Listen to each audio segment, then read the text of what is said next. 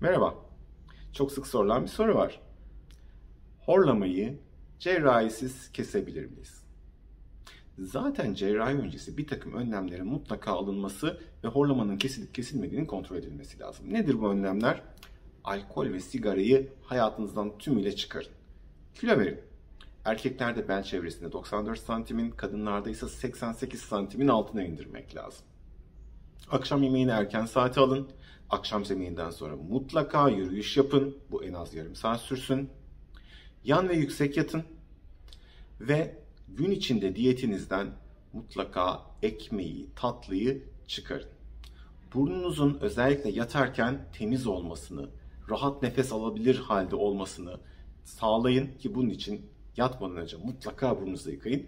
Eğer bunlar da olmuyorsa o zaman cerrahinin zamanı gelmiş demektir.